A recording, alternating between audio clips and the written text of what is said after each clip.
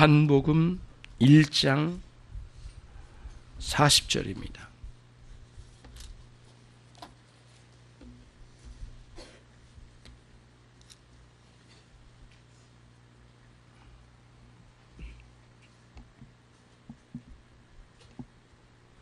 요한복음 1장 40절로 42절입니다.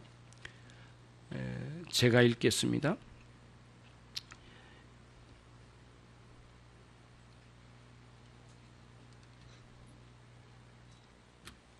요한의 말을 듣고 예수를 쫓는 두 사람 중에 하나는 시몬 베드로의 형제 안드레라.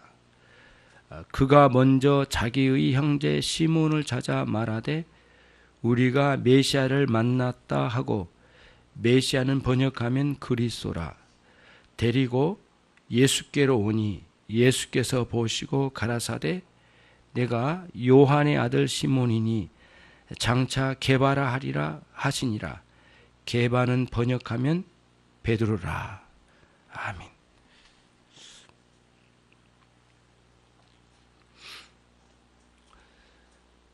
처음 예수님의 제자 5명을 부르신 장면이 계속됩니다. 지난주에는 두 제자 요한과 안드레를 부르신 주님, 오늘은 베드로를 부르신 주님에 대하여 같이 함께 알아갈 수 있는 시간이 되시고 은혜가 되시길 바랍니다. 우리는 이 본문의 내용을 보면서 우리의 신앙에 있어 하나님의 자녀로 부르신, 우리를 불러주심, 그 불러주심이 어떤 것인지를 함께 배워가고요. 베드로를 부르신 부르심을 통해서 배워가고, 또 하나는 시몬에게 베드로라는 새로운 이름을 주신 것에 대한 의미를 생각해서 우리의 신앙에 적용할 수 있도록 하겠습니다. 우선은 베드로의 동생, 그러니까 베드로의 동생 안드레가 세례 요한의 전도를 받아서 예수님께로 찾아가 제자가 되었습니다. 요한과 함께요. 그렇죠? 그런데 안드레는 굉장한 감동이 있었던 것 같아요. 예수님을 직접 만나기도 했고요. 그래서 자기 형 시몬에게 찾아가서 형, 우리가 메시아를 만났어. 이렇게 이제 전도를 시작합니다. 근데 아무래도 짧게 나와서 그 감동이 잘 느껴지지 않지만, 세례 요한이 안드레와 요한에게 가르쳤던 말씀의 메시지의 핵심은 보라 세상 죄를 지고 가는 하나님의 어린 양이로다, 이 메시지였습니다. 보라라고 하는 이 감동적인 외침이, 여러분은 출애굽기 14장으로 돌아가서 그 감동으로 다시 돌아오지 않으면 이 본문을 충분히 이해하기가 좀 쉽지를 않습니다. 29절을 같이 한번 읽어보겠습니다. 시작. 이튿날 요한이 예수께서 자기에게 나오심을 보고 가로되 보라 세상 죄를 지고 가는 하나님의 어린 양이로다. 한번 출애굽기를 한번 가보도록 하겠습니다. 다 찾아보십시오. 찾아보는 것도 하나의 중요한 일입니다. 출애굽기 14장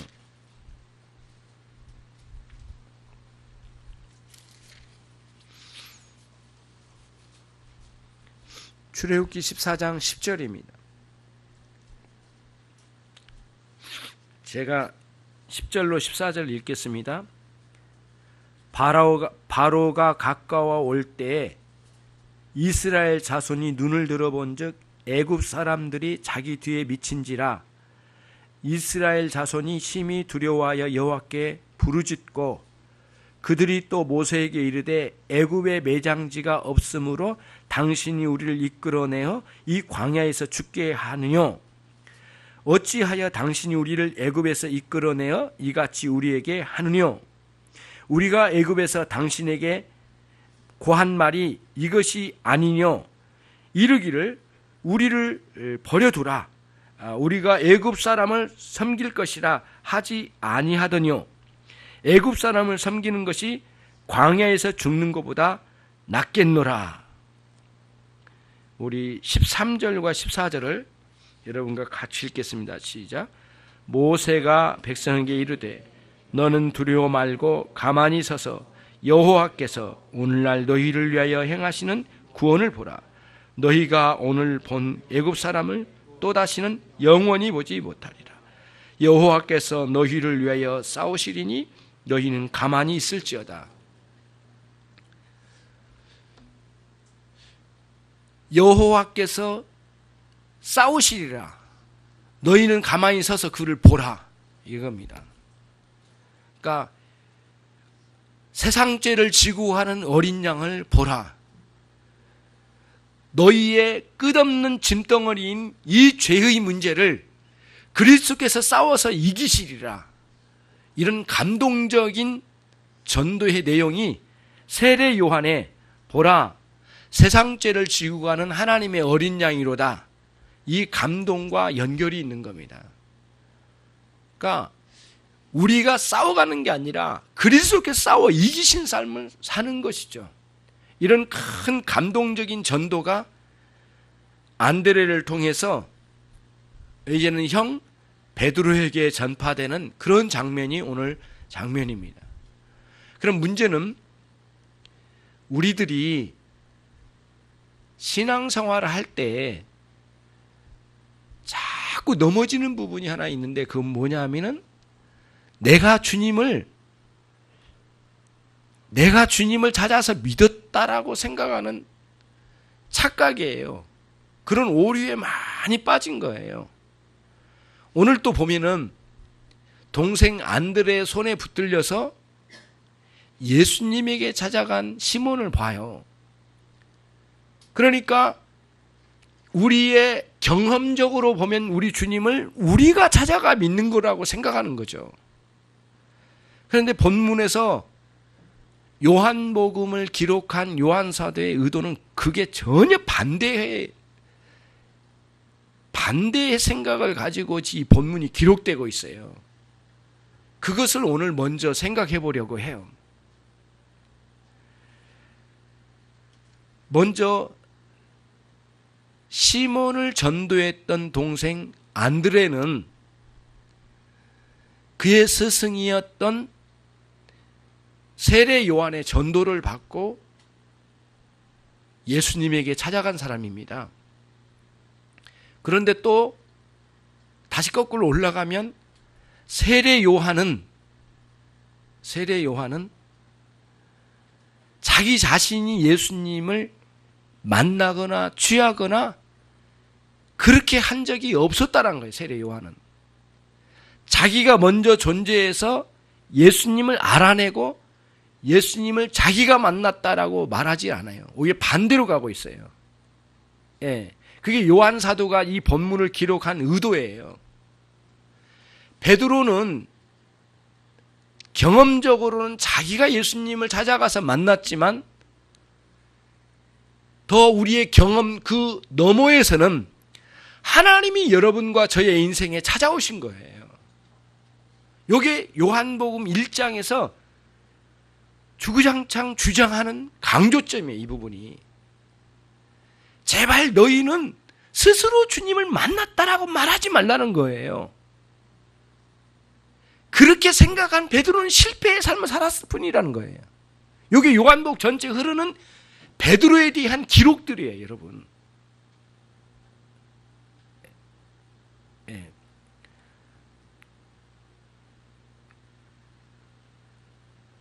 그걸 한번 찾아가 볼게요. 자, 다시 한번 말씀드리면 베드로를 전도했던 안드레를 전도했던 스승 세례 요한을 만나주신 우리 주님, 이렇게 가는 거예요. 그러니까 거꾸로 가는 거예요. 그러면 우리 주님이 세례 요한을 통하여 안드레를 만나시고 안드레를 통하여 베드로를 만나주셨다는 거예요. 이게 이 본문에서 강조하고자 하는 의미라는 거예요. 그래서 정말 놀라운 거는 8번, 거의 10번에 가까운 강조를 해, 이 부분을. 세례 요한이. 어떻게 강조하는가 한번 찾아가 볼 수 있도록 합시다. 제가 1장을 여러 번에 걸쳐서 살펴보았더니 8번 기록되어 있더라고요. 세례 요한은 자기 자신보다 우리 주님이 먼저 계셨다, 그런 말씀. 그리고 요한 사도는 이제는 예수님은 만세전에 계셨고 로고스로 계셨고 그 예수님에 의하여 세상이 창조되었다, 여기까지 올라가요. 그러니까 그분이 우리들에게 찾아오신 거예요, 베드로에게. 그 내용이거든요. 10절에 보시면 그분은 세상에 이미 계셨으며 세상이 그분으로 말미암아 지은 바 되었고, 이렇게 돼 있어요. 10절에. 15절에 가보면 세례 요한이 말합니다. 나보다 앞선 것은 나보다 먼저 계심이라. 18절 말씀에서는 아버지의 품속에 있는 독생하신 하나님이다라고 표현까지 나와요. 30절에 가면은 여러분 절수를 찾아가 봐요. 30절을 보셔요. 책을 보셔요. 성경책을. 그가 나보다 먼저 계심이라, 이런 표현. 그리고 31절과 33절에서 나는 그를 알지 못하였다. 다시 말하면 뒤집으면 그분이 먼저 나를 알아셨다, 이 뜻이에요. 그렇죠?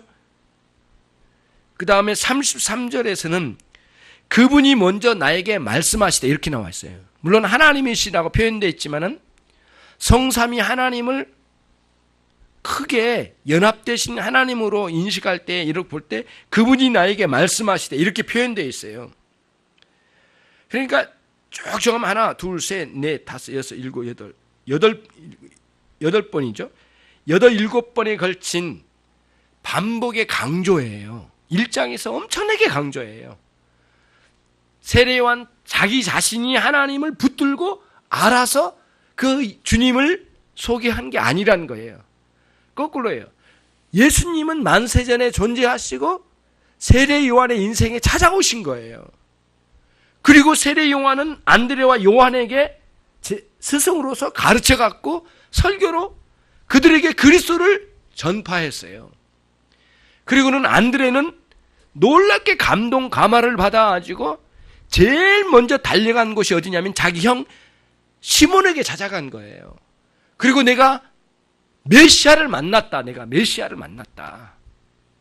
와, 보라.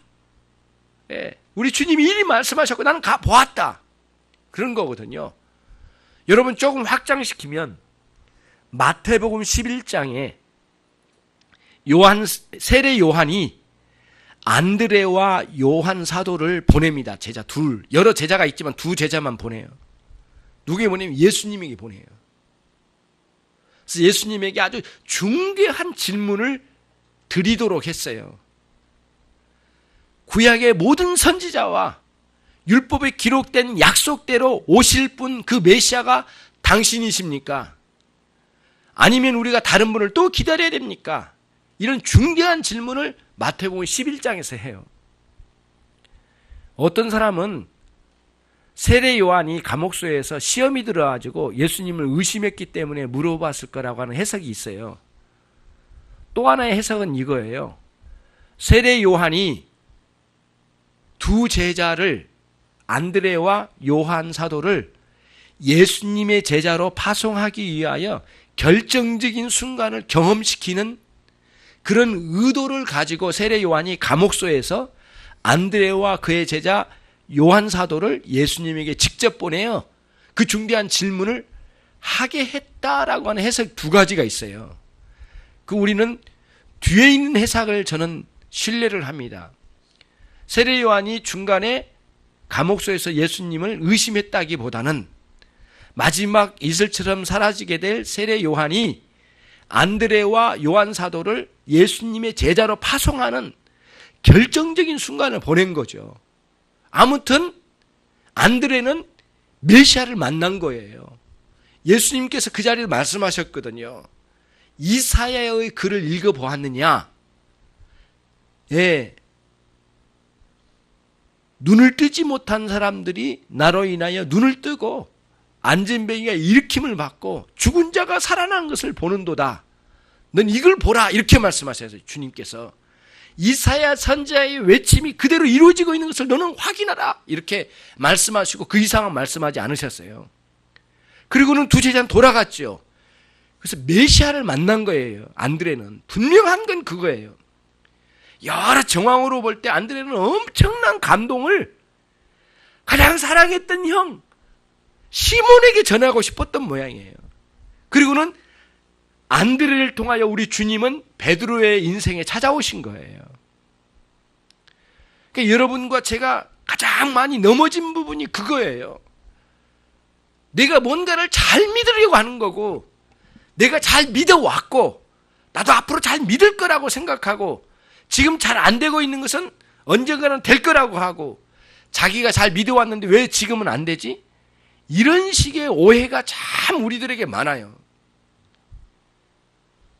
주님이 나를 부르셨다고 하는 우리의 신앙의 근거, 출발을 자기로부터 찾으려고 하는 거예요. 내가 잘 믿었기 때문에, 심지어는 내가 남다른 사람이기 때문에 남들보다 더 공부 많이 하고 남들보다 더 똘똘하고 남들보다 더 착실하고 남들보다 더 인정받는 사람이기 때문에 우리 주님이 나를 택하신 거 아닐까? 이런 생각들이 무수기로 많이 우리들을 이제 끌어내린 거죠. 어디로부터? 주님의 은혜의 반석 위에서 우리를 끌어내린 거예요. 그리고 어디로 데려가요? 예수 그리스도 밖에 있었던 나 쪽으로 자꾸 데려가려고 하는 거예요. 옛삶으로. 요 의식이 우리를 자꾸 무너지게 하는 거예요, 여러분. 신앙의 기반을 자꾸 흔들림에 대해서 경각심을 안 갖는 거죠. 여러분과 제가 요 개념이 잘 안 쓰는 것에 대한 자꾸 우리는 내가 뭔가를 이루었다고 하는 자기 공명심 있잖아요. 공명심이 뭐예요? 자기가 뭔가를 공적을 세워서 이름을 세상에 날리는 거예요. 그런 공명심으로 신앙생활을 구축해 가려고 하는 거예요. 이런 것들이 이제 이 베드로의 삶의 실패의 삶이었단 말이에요. 예. 그게 이제 잘못된 부분들이죠. 그런 것들을 이제 여기서 이제 본문에서 지속적으로 강조하려고 했던 거예요. 주님이 내 인생에 찾아오셨어요. 여러 가지 방식을 동원해서라도 주님이 내 인생에 찾아오신 거예요. 물론 내가 주님을 찾아가 믿게 된 것은 나의 경험의 차원에서의 지식이지만 내 경험 넘어서 역사하신 우리 주님의 역사하심은 우리 주님은 내 인생에 찾아오신 거예요. 그거를 무한 감사할 수 있는 신자의 마음으로 돌아와야 된다는 거죠. 예. 그거를 여기서 이제 말씀을 드린 거예요. 여러분 은혜에서 자꾸 물러나가지고 과거에 얽매인 사람들이 되게 주님께서 나를 부르신 부르심에 대한 감격이 사라질 때 오는 현상이에요. 예. 그런 거예요. 그래서 현재 뭔가 잘못되고 있으면 좌절스러운 옛 기억에 자기 자신을 묶어버리는 어리석음이 참 많아요. 그래서 본래 나는 못난 놈이야. 나는 어리석은 사람이었어. 예, 많이 배운 사람도 아니고 많이 가진 사람도 아니야. 자꾸 이렇게 예수님 밖에 있었던 나를 자꾸 찾아가려고 그런 거예요. 그리고 예수님 밖에 있는 나를 손잡으려고 하는 거예요. 그러면 지금 현재 상황이 그때 나의 못난 것 때문이라고 생각하는 많은 생각들로 자기를 묻어버리려고 하는 거예요. 그러니까 바울 사도의 중요한 선언을 잘 듣지를 못해요. 고린도후서 5장 17절의 말씀이 그런즉 누구든지 그리스도 안에 있으면 새로운 피조물이라 이전 것은 지나갔으니 보라 새 것이 되었도다. 굉장히 중요하지 않습니까? 그러니까 내가 지금 어디에 있느냐고요. 그리스도 안에 있거든요. 새로운 피조물이 됐거든요. 주님이 나를 부르셔서 구원하신 이 영광스러운 기독교 신자의 이 영광스러움을 다 망각하고 예수 밖에 있었던 나를 찾아가는 거예요. 또다시. 제가 드리는 말씀이 이해를 못 하신 모양이에요.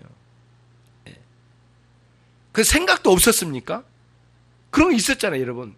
자꾸 나를 옛날로 돌아가는, 끌고 가는 거예요. 그리고는 현재의 좌절을 그때의 예수 밖에 있었던 나를 데리고 와서 자기를 옹호해요. 그런 거 없어요, 여러분? 그런 경험 없습니까? 이게 이제 우리들이 자주 빠지는 아주 부끄러운 행태예요, 이게. 신앙에서. 의외로 많은 사람들이 여기 빠져 있습니다, 실제로. 많이 못 배운 것, 많이 못 가진 것, 남들에게 예수님 밖에 있을 때 인정받지 못했던 내 삶, 막 이런 것들 다 끌고 가요. 그러니까 지금 이 꼴이지, 이런 식이에요. 그리스도 안에서 새 삶으로 그리스도의 은혜로 사는 것을 망각해버리고 그리스도의 은혜를 사모하지 않는 현재의 자기 잘못을 망각하고 그리스도께서 주신 그 놀라운 은혜와 축복을 생각하지 못하고 옛 과거에 그리스도 밖에 있었던 나를 손잡고 현재의 상황을 좌절에 빠져서 그냥 눌러앉아 있는 거예요. 이게 참 어리석은 신앙생활이라는 거예요. 이게. 요한 사도는 베드로를 부르신 주님의 부르심이라는 이 말씀을 통해서 그런 문제에 빠져 있는 성도들을 향한 깨우침을 주고자 하는 이 본문을 준 거예요. 이 본문이 그런 내용이에요. 그래서 이런 겁니다. 지금 요한사 제가 질문할게요. 요한복음을 기록한 시기가 대략 몇 년도쯤이라겠죠? AD 90년 정도 된다고 그랬어요. 90년에서 95년 정도. 정확하지는 않습니다. 정확히 알아낸다는 건 불가능한 일이에요. 거의. 기록이 없으니까요. 다시 말씀드릴게요. 이 복음서를 기록할 때가 90년도예요. 그러면 베드로가 처음에 주님의 부르심을 받고 사역을 다 마치고 이미 순교하고 난 이후란 말이에요, 이게. 그런데 베드로의 사역은 엄청난 기독교의 사역에 기틀을 잡는 굉장한 일을 했던 사람이 베드로예요. 기독교에 어디 가나 기독교가 전해진 곳마다 엄청나게 베드로의 이름이 전해졌어요. 같이. 같이 이렇게 졸리신가요? 그러게 이제 그런 거예요. 막 전해진 거예요. 이렇게. 전해진 거예요. 그런 상황에서 이 본문을 봐야 되거든요. 그러니까 베드로라고 하는 이 베드로는 주님이 부르셔서 주님 믿음 주시고 베드로라는 인생을 휘어잡으셔서 주님이 베드로를 사용하셔서 역사하신 일이라는 거예요. 베드로 자신의 성공적인 사역이 아니라는 거예요, 이게. 그거를 여기서 말하려고 하는 거예요. 제발 여러분의 신앙과 저의 신앙에 공명심으로 가져가지 말라고요. 내가 뭔가를 이루어서 이름을 내려고 하는 그런 의도가 아니면 반대로 가는 거예요. 나는 아무것도 이루지 못하였다. 내게 이룬 게 뭔가? 나는 못났다. 나 이것뿐이다. 원래 나는 이렇게 못난 사람이야. 많이 못 배운 사람이 많이 갖지도 않은 사람이야. 교회에서 인정 못 받고 있어. 세상에서 인정 못 받고 있어. 나는 여전히 인정 못 받는 사람이야. 다 그게 쓸데없는 잡생각이라는 거, 이게. 그게 문제라는 거예요, 이게. 그 영광스러운 주님의 은혜를 이렇게 못난 인생에게도 은혜를 주셨는데 그 은혜에 대한 감사, 감격은 없고 자신이 여전히 인정 못 받고 있는 말로 되지 않는 자기의 공로사상, 자기의 공적, 이 공명심에 빠져 있음이, 그러니까 공명심에 빠져 있으니까 누가 인정 안 해준 거에 대한 불평이 있는 거고 원망이 있는 거 아니겠어요? 이루지 않았음에도 불구하고 여전히 공명심에 빠져 있는 거거든요. 자기 이름을 내려고 그래요. 어디서나. 못 이뤘다는 거죠. 그래서 지금 현재의 상황이 어려울 때마다 자꾸 옛날에 내가 인정받지 못하고 어려웠던 시기로 돌아가가지고 예수 밖에 있었던 나와 손잡고 지금 현재의 주님의 은혜를 바라보기보다는 옛날에 내 자신의 못난 상황을 되돌아보는 대로 빨려 들어간다는 거예요. 이게 거짓된 신앙이에요. 이게 여러분을 속이는 거예요. 그것과 싸우셔야 된다는 거죠. 그게 본문의 말씀이에요. 이 본문에 대단한 일을 한 것이 인정됐어요. 베드로에게. 그러나 그를 부르신 분이 주님이시고 주님이 그 베드로를 사용하셔서 이 사역을 이끌어 가신 분은 주체는 주님이시다 이거예요. 물론 경험은 우리의 경험의 차원에서는 베드로가 그 일을 한 거죠. 베드로는 순교까지 당하면서까지 그 일을 했죠. 베드로의 경험이에요. 그러나 베드로의 경험 너머에는 우리 주님의 역사하심이 있으셨다는 거예요. 그러니까 우리의 경험의 수준의 지식으로만 보면 자꾸 우리는 죄송합니다. 여러분과 제가 주님의 은혜를 깔보는 거예요. 멸시하는 거예요. 주님의 은혜를 짓밟는 거예요. 우리는 그러고 싶지도 않았는데 막 그렇게 돼버리는 거예요. 이게 우리의 권명심이나 예전에 나를 되돌아와서 데리고 와서 다시 옛날에 나 예수 밖에 있었던 나를 또 데리고 와가지고 그 못났던 인생이든 아니면 잘 나갔던 인생이든 데리고 와가지고 지금의 현재의 상황을 설명하려고 하고 요걸 해석하려고 하니 주님의 은혜는 어디로 가고 주님의 부르심은 어디로 갔냐 이거예요. 요게 요한 사도가 요한복음에 베드로를 부르신 주님의 부르심을 통하여 강하게 어필하고 싶었던 내용이라는 거죠. 이게. 그래서 여러분과 저는 경험된 지식으로만 멈춰있는 우리의 신앙을 빨리 끝내야 돼요. 그 이상의 하나님의 역사하심, 우리 주님의 부르심, 그 이상의 은총의 역사, 이거에 눈떠야 된다는 거예요. 이게 믿음의 역사예요. 믿음은 그 위를 봐야 되는 거예요. 믿음은 그냥 경험만 보는 게 아니에요. 이 경험을 보고 그 믿음으로 그걸 윗단계로 해석해낼 수 있는 그런 거야 돼요. 그러니까 대부분의 사람들은, 너무 많은 사람들은 자기가 주님을 붙들고 믿었던 자기 경험 차원에서만 모든 걸 판단하고 속단해버리니까 어리석은 일에 자꾸 넘어지고 그게 좌절한 거죠. 현재 어려우면, 사업이 어려우면 내가 원래 그랬던 사람 아닌가? 내가 원래 인정 못 받았지. 나는 원래 실력이 없던 사람이야. 이렇게 하는 거예요. 지금 주님께서 내 인생을 다뤄가신 은혜에 대해서는 생각을 못하고 또 뭔가 지금 잘 나가요. 본래 나는 이런 똘똘한 사람이었고 뭔가 능력이 있으니까 주님 나를 불러서 여기 세웠지. 자꾸 자기를 그런 식으로 끌고 가는 거예요. 그리고는 주님 지금 주시는 은혜에 대해서는 아주 멸시를 하는 거죠. 그게 감사치 않고 찬양하지 못하는 성도들의 정말 잘못된 부분이라는 거예요. 요한 사도는 그거를 물리치라는 거예요. 베드로의 부르심을 통하여 그거를, 이 기사를 통하여 그거를 제시하고 싶었던 거예요. 그게 첫 번째 우리가 이 본문을 통해서 깨달아야 될 부분이라는 것이죠. 두 번째로 가겠습니다. 두 번째는 여러분 같이 한번 보겠습니다. 42절 있죠. 같이 읽겠습니다. 시작. 데리고 예수께로 오니 예수께서 보시고 가라사대 내가 요한의 아들 시몬이니 장차 게바라 하리라 하시니라. 게바는 번역하면 베드로라. 여기 41절에 메시아는 번역하면 그리스도라 이렇게 돼 있죠. 42절에는 게바는 번역하면 베드로라 이렇게 돼 있죠. 메시아와 게바는 아람어, 헬라어였어요. 그러니까 일상 용어예요. 그런데 문서로 기록을 할 때는 대부분 공식화된 문서를 기록할 때는 헬라어로 썼거든요. 히브리어. 아까 여기 메시아하고 게바는 용어 자체가 아람어와 헬라어 이쪽의 언어예요. 요거는 이스라엘 백성들이 그때 당시 일상생활에서 쓰던 사용하던 단어, 언어예요, 언어. 근데 그거를 바꾸면 뭐로 바꾸냐면은 헬라어로 바꾸자면 그리스도, 헬라어로 바꾸자면은 공식 문서로 쓰는 헬라어로 바꾸자면 베드로라는 거예요.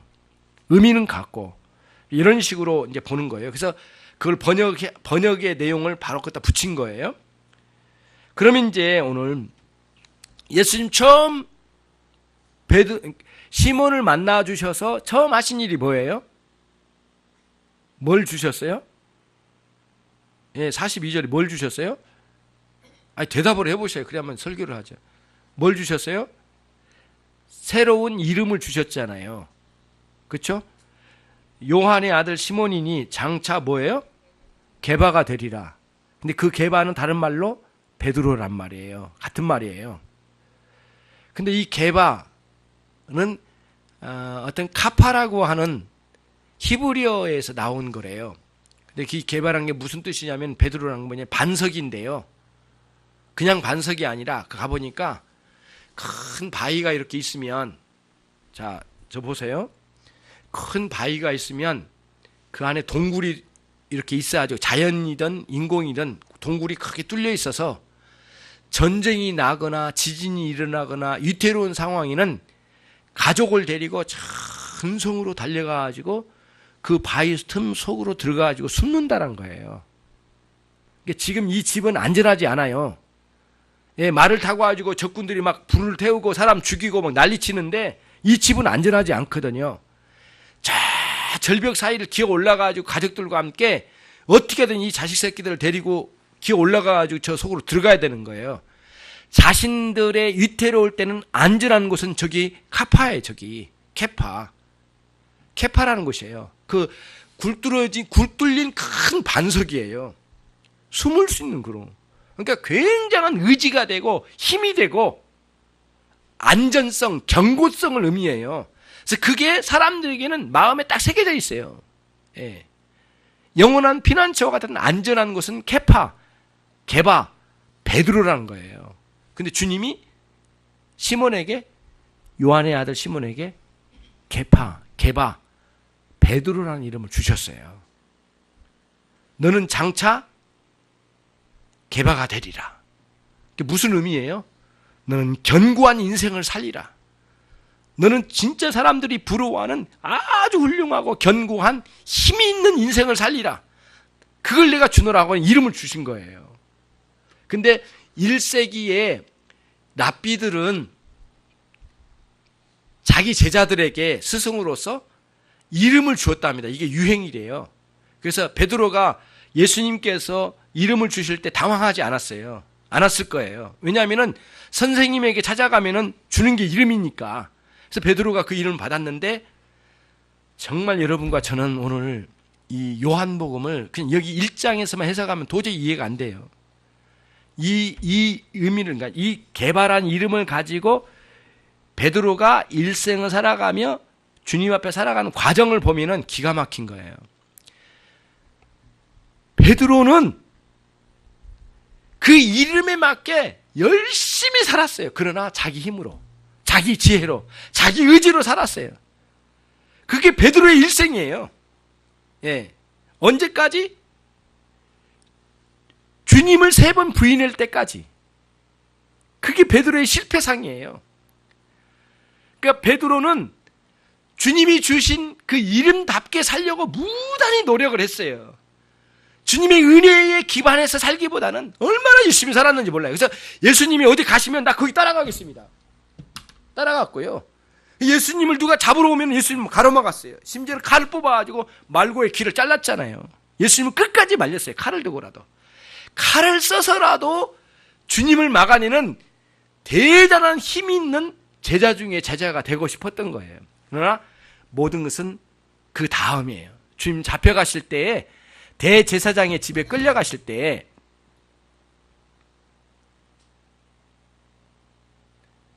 베드로는 예수님 3번 부인해버린 거예요.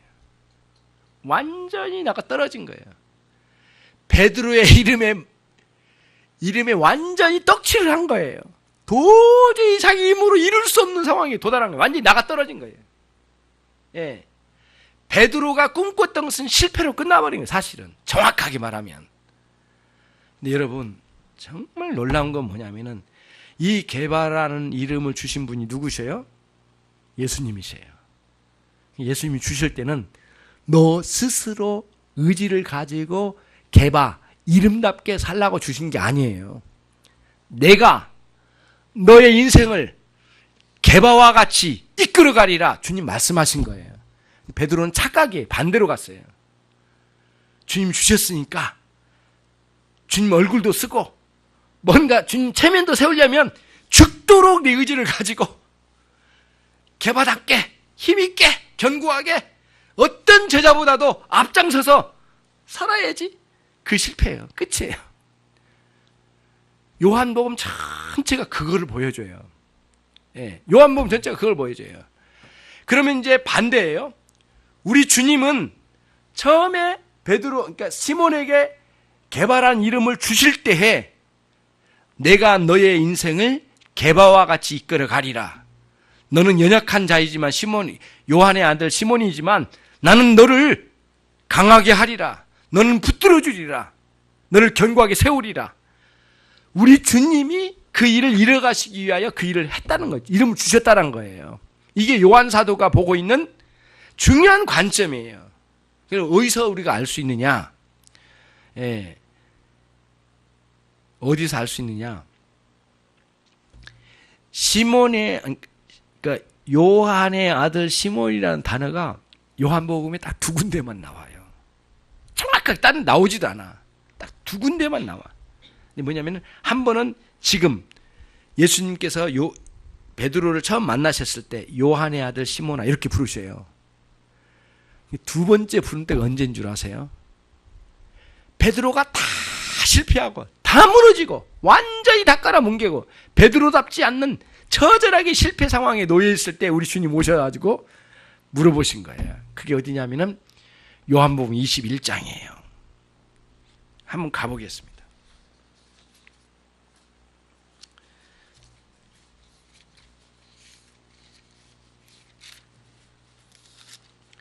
요한복음 21장 15절. 예수님 부활하시고 오셔서 세 번째 만나신 장면인데 특별히 베드로에게 아주 특별한 만남의 대화가 오고 가고 있어요. 요한복음 21장 15절. 저희가 조반 먹은 후에 예수께서 시몬 베드로에게 이르시되 요한의 아들 시몬아 네가 나를 이 사람들보다 나를 더 사랑하느냐 하시니 가로되 주여 그러하외이다. 내가 주를 사랑한 줄을 주께서 아시나이다. 가라사대 내 어린 양을 먹이라. 16절에도 동일하게 요한의 아들 시몬아, 17절에서도 요한의 아들 시몬아 이렇게 부르신 거예요. 그러면 이제 무슨 뜻이에요? 너의 의지로 게바처럼 살려고 했던 그 의지는 모두 실패했다. 사실 너는 게바라고 이름을 줬는데 너는 여전히 요한의 아들 시몬으로 멈춰 있구나. 그 뜻이에요. 너의 실패는 거기에 멈춰 있다. 그러나 나는 너를 들어서 다시 사용하리라. 너는 베드로라. 이런 메시지로 강하게 베드로를 회복시킨 장면입니다. 이 장면이 회복시킨 거예요. 이게 처음부터 우리 주님은 너 스스로 너의 힘으로 게바처럼 살라고 주신 게 아니라는 거예요. 그 이름 자체가. 그러니까 오늘 저와 여러분의 인생을 찾아오셔도 마찬가지예요. 우리에게 은혜를 주실 때에는 우리의 의지, 우리 힘만으로 하라는 게 아니에요. 주님 은혜를 베풀어 주셔서 당신의 능력으로 우리 인생을 이끌어 가시겠다는 거예요. 그 관점으로 넘어가지 않은 이상 항상 멈춰 있어요. 우리 신앙은. 결코 주님의 성령의 충만함으로 놀랍게 초대교회를 평정하며 엄청난 은혜의 역사의 현장에 도구로 쓰임받는 베드로의 삶과는 전혀 다른 완전히 실패의 삶을 지금까지 보여줬거든요. 주님이 일하심과 우리 의지로 일함 사이에 엄청난 차이를 보내준 거예요. 예.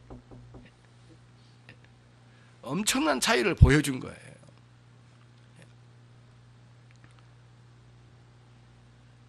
이게 꽃게 잡으면 졸려요. 그러니까 너무 많이 졸려요. 정확하게 꽃게 잡은 사람만 졸리신 것 같아요. 제가 이제 많이 졸리시는데 더 깨울까요? 다시 이제 정립을 하나 해볼게요. 이렇게요. 그럼 이제 말씀 정리할게요. 우리가 신앙생활 할 때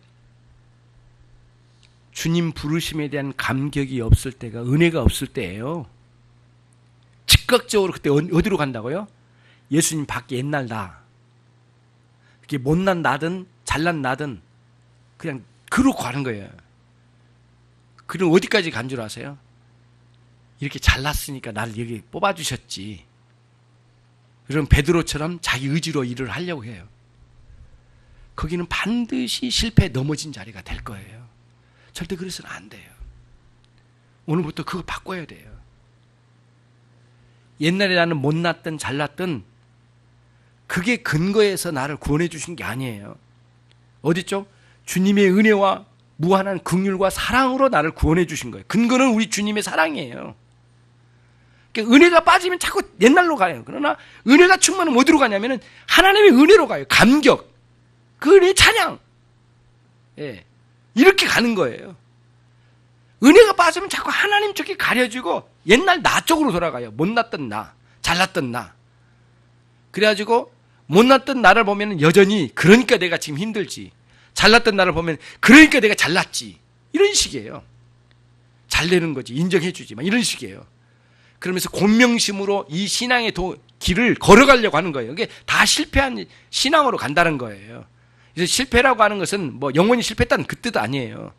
그것으로는 하나님 원하신 바가 아니라는 거예요. 그 길은. 그러면 뭐냐? 주님의 전적인 은혜를 여러분과 저를 불러주셨어요. 못났든 잘났든 그건 상관없어요. 주님의 은혜예요. 근거는 그게 아니야. 주님의 은혜가 근거예요. 주님의 사랑이 근거예요. 여기 불러주셨어요. 모든 건 이제는 그리스도 안으로 들어왔어요. 물론 옛날 거 생각나요. 그렇잖아요. 못났던 나, 잘났던 나가 생각나. 그냥 뭐 생각은 나지만 지금 그 옛날 그 나가 지금 예수님 안에 있는 나를 찾고 와가지고 훔치고 나를 데려가려고 하면 거기에 동조하지 말아야 된다는 거. 우리 마음은 무슨 말씀인지 알겠죠? 그리고는 주님이 나를 부르셨을 때는 베드로에게 하신 것처럼 베드로 스스로 케파처럼 베드로처럼 견고한 바위처럼 대단한 베드로로 자기가 모습을 드러내기 위해 자기 의지와 자기 힘으로 자기 공명심으로 일하려고 하지 말라는 거예요. 그걸 중단하라는 거예요. 그리고는 전적으로 주님이 우리 가운데 오셔서 그 은혜로 우리를 이끌어 가시길 원하신 거예요. 이 버림과 이 취함 두 가지가 어떤 차이인지는 엄청난 차이예요. 지옥과 천당 차이일 거라고 생각해요. 신앙생활에 이런 변화가 없으면 절대 여러분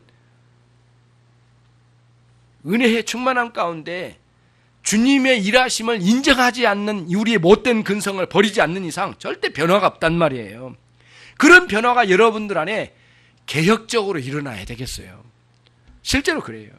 자꾸 내가 이루려고 하고, 그러니까 왜 이렇게 신앙이 안 되냐, 뭐가 안 되냐. 주님의 일하심을 별로 생각하지 않아. 나의 노력으로 하고 내가 인정받는 쪽으로 가려고 하고 하는 이런 모든 것들이 오류를 범하고 있다는 거죠. 요한 사도는 베드로를 부르신 주님의 이 사역을 통하여 그거를 우리에게 전해주고 싶으셨어요. 여러분과 저의 삶에 이런 변화가 정말 주님의 일하심이 있는 인생이 생애가 되시기를 주님의 이름으로 축원합니다. 주님의 은혜로 돌아가십시다. 기도하겠습니다. 우리 이 시간 함께 기도하십시다. 주님 감사합니다. 오늘은 주님의 부르심을 더 그 새롭게 감격적으로 누리게 해주시고 동시에 우리 주님께서 우리 인생 가운데 일하심이 그 은혜의 역사를 이루하심이 무엇인지 그 성령의 충만함의 그 비밀을 우리가 알아갈 수 있도록 도와주시고 경험되게 해주시고 새로운 생애로 변화시켜 주옵소서. 기도하겠습니다. 사랑이 많으시고 자비로우신 하나님 아버지, 베드로의 이 실패한 삶이 하나님 아버지 주님은 성공적인 삶으로 이끌어내셨습니다. 하나님 아버지, 우리의 삶은 우리의 노력과 우리의 공명심으로가 아니라 주님의 은혜의 역사에 기반하여 주님께 충성을 다하는 인생을 살아가 하나님 베드로의 삶에 열매를 맺은 것처럼 우리 주님께서 우리 가운데 역사해 주실 줄로 믿습니다. 자비하신 하나님 아버지, 각각의 심령들이 이제는 주님의 부르심에 은혜에 감사하는 그 감격으로 살아갈 수 있도록 하나님 각자의 심령을 깨워주시고 인도해 주시기를 소원합니다. 전능하신 하나님 아버지, 이와 같이 놀라운 은혜로 저희들이 세워져 가게 하시고 우리의 구원이 하나님의 사랑에 근거했음을 깨달아 알아가게 해주시고 그 감격으로 돌아오게 해주시길 원합니다. 자비하신 하나님 아버지, 우리의 노력과 우리의 삶의 근거로 하나님 아버지, 우리 자신의 근거로 아버지 우리의 신앙을 살아가려고 하지 않도록 우리 자신을 깨워가게 하시고 자비하신 하나님 아버지, 주님의 놀랍고 크신 위대하신 역사하심으로 우리의 인생을 이끌어 주시고 인도해 주시기를 원하옵나이다. 주의 성령께서 놀랍게 우리 가운데 함께해 주실 줄로 믿습니다. 예수 그리스도의 이름으로 기도 올리옵나이다. 아멘. 사랑이 많으시고 자비로우신 하나님 아버지, 주님의 크고 놀라우신 은혜의 말씀처럼 우리들이 주님의 부르심에 대하여 감각을 잃어버리고 또 그 영광스러움을 잃어버린 무지한 상태로 살지 않도록 깨워주셔서 주님의 부르심의 감격으로 살 수 있도록 저희를 인도해 주시고, 주께서 하나님 베드로에게 하신 것처럼 주님의 우리를 사용하셔서 주님께서 일하심을 볼 수 있도록 저희들이 말씀과 성령의 충만함으로 이끌림 받게 해 주시옵소서.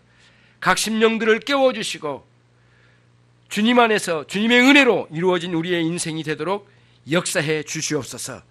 예수 그리스도의 이름으로 기도 올리옵나이다. 아멘.